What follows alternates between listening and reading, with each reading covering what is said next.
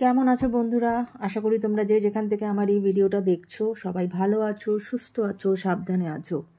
সবাই খুব ভালো থেকো, সুস্থ থেকো, সাবধানে থেকো, এটাই আমার সব সময় ঈশ্বরের কাছে প্রার্থনা।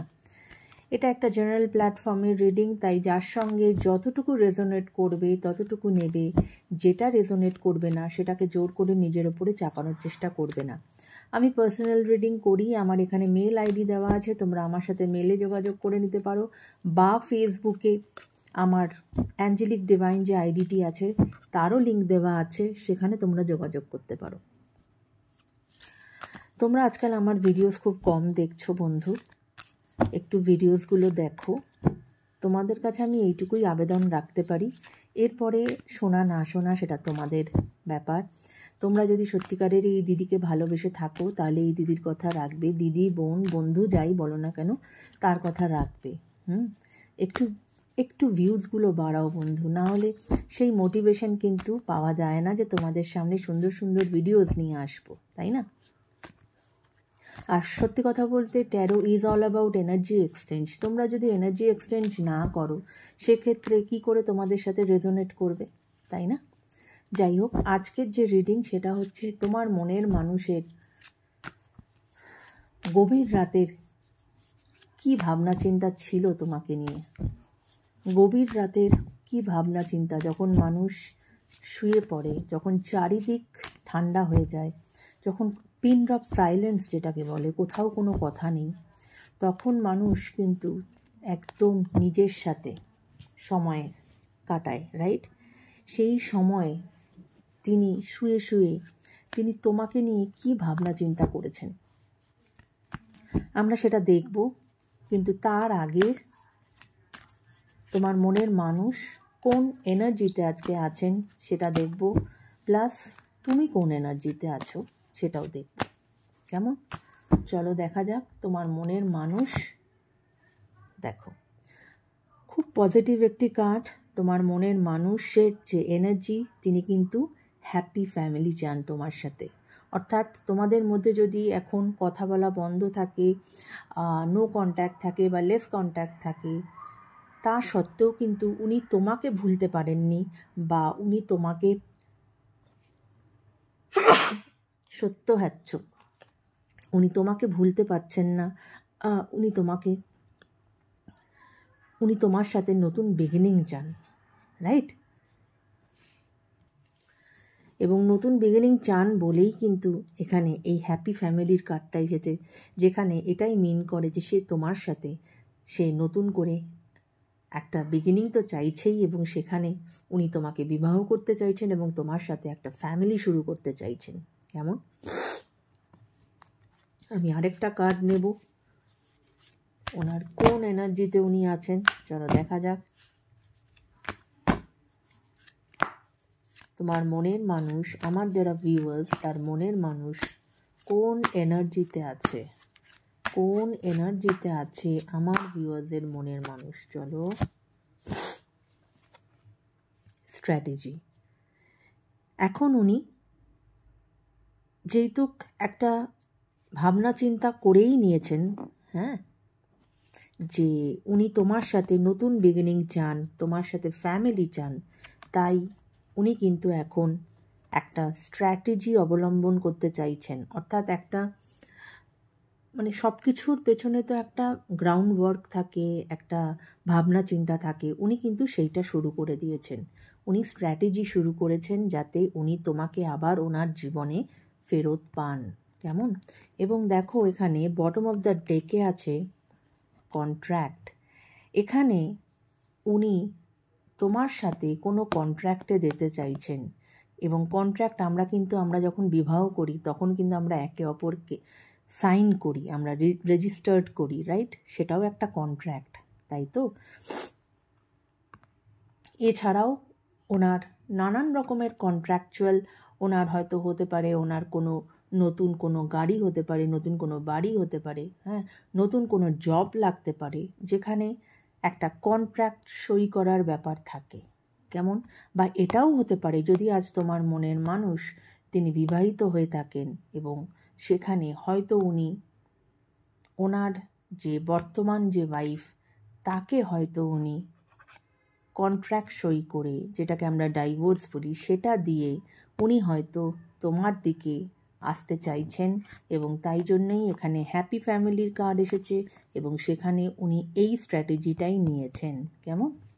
তো আমি তো জানি না এই এনার্জি কার সাথে মিলছে। যার সাথে মিলছে তোমরা নিজেরাই বুঝতে পারছো যে কার সাথে তোমাদের এই এনার্জি মিলছে। কেমন?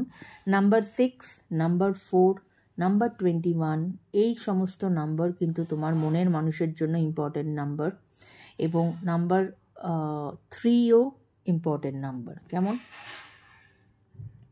আচ্ছা, বেশ, তাহলে এবার এটা তুলে নিলাম। এবার আমি দেখব আমার যারা ভিউয়ার্স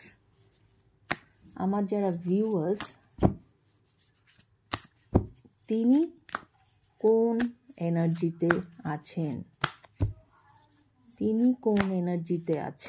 আমার ভিউয়ার্স তিনি কোন এনার্জিতে আছেন, আমার ভিউয়ার্স তিনি কোন এনার্জিতে আছেন। এনভি, আচ্ছা, তিনি কোন এনার্জিতে আছেন। চলো দেখি আমার যিনি ভিউয়ার্স তিনি কোন এনার্জিতে আছেন। ওকে, তোমার ক্ষেত্রেও দেখো বটম অফ দ্য ডেক কিন্তু এসেছে স্ট্র্যাটেজি, অর্থাৎ এখান থেকেই বোঝা যাচ্ছে অবশ্যই তুমিও তোমার মনের মানুষের সাথে নতুন বিগিনিং চাইছো। এবং দেখো বটম অফ দ্য ডেকের নিচেই স্ট্র্যাটেজি প্রথম, তারপরেই হ্যাপি ফ্যামিলি। মানে সেম তোমাদের এনার্জি কিন্তু অনেকটাই সেম।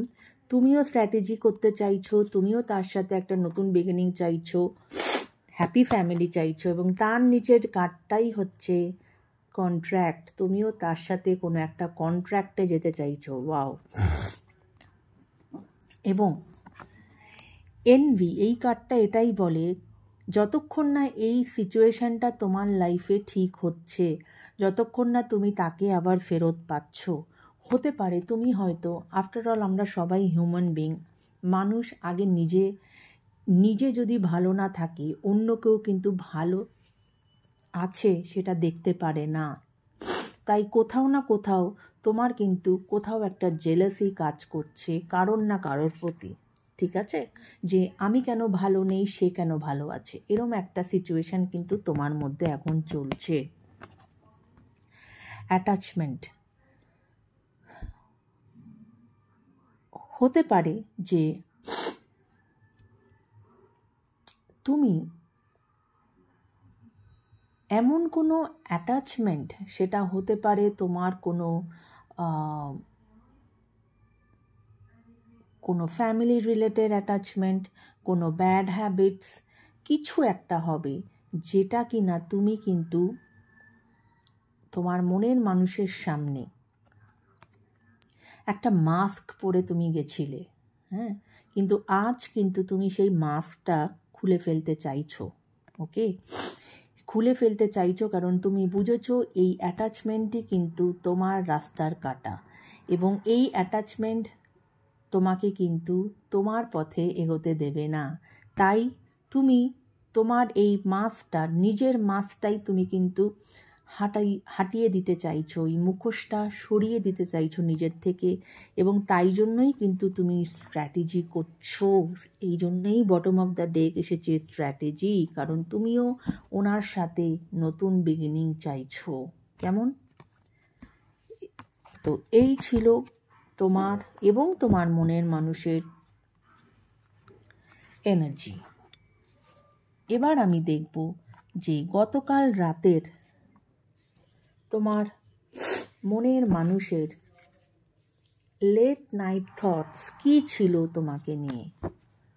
আমি 8খানা কার্ড নেব। গতকাল রাতের তোমার মনের মানুষের লেট নাইট থটস কী ছিল।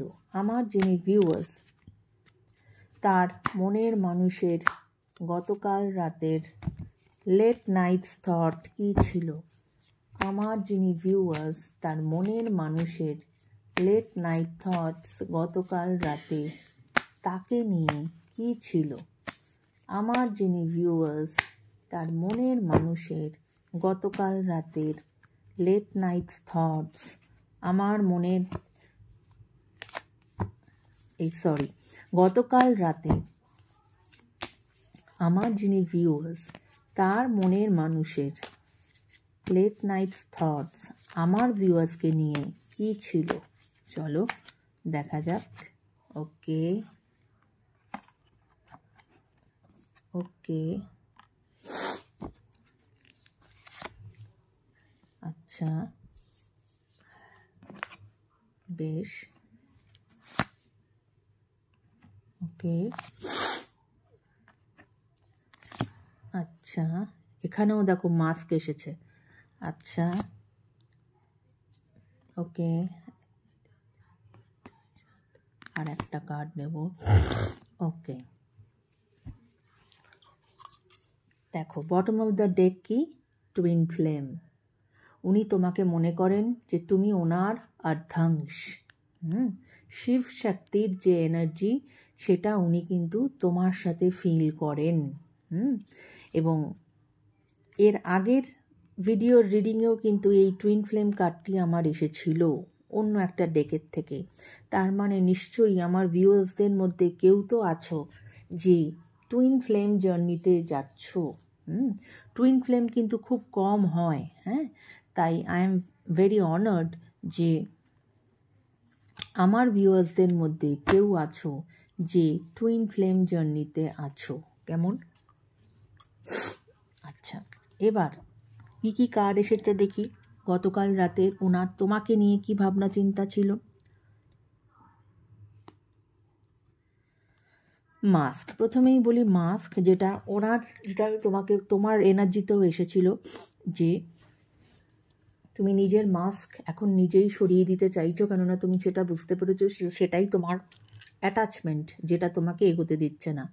এবং ওনারও কোথাও না কোথাও মনে হয়েছে যে তুমি হয়তো তোমার সঠিক ট্রু ফিলিংস তুমি ওনাকে দেখাওনি, তুমি কোথাও না কোথাও হাইড করেছো। উনি নিজের হার্টকে হিল করছেন, সেটাও উনি তোমাকে বলতে চাইছেন যে উনি কিন্তু নিজের হার্ট চাকরাকে হিল করছেন। ইমোশনাল যে একটা ব্লকেজ ছিল সেটার থেকে উনি চেষ্টা করছেন বেরিয়ে আসার জন্য। উনি অবশ্যই তোমাকে কল করতে চান, উনি তোমাকে ওনার ভালোবাসা এক্সপ্রেস করতে চান। সেটা হতে পারে কলের মাধ্যমে, সেটা হতে পারে মেসেজের মাধ্যমে, কারণ উনি কিন্তু প্রচণ্ড রকমভাবেই তোমাকে নিয়ে ভাবনা চিন্তা করছেন। উনি তোমার সাথে আবার একত্র হতে চান, তোমার সাথে পার্টি করতে চান, তোমার সঙ্গে সুন্দর সময় কাটাতে চান। ওকে, আচ্ছা, স্নেক। ওকে, এখানে উনি মনে করছেন যে তোমার লাইফে কেউ একজন আছে, সেটা আমি বললাম না, কোনো অ্যাটাচমেন্ট তোমার এনার্জিতেও সেটা এসেছে, সেটা হতে পারে ফ্যামিলি, এবং ফ্যামিলি মেম্বারের মধ্যে কোনো একজন ওম্যান বা নারী যে কিনা তোমাদের এই রিলেশনশিপের কিন্তু এনিমি।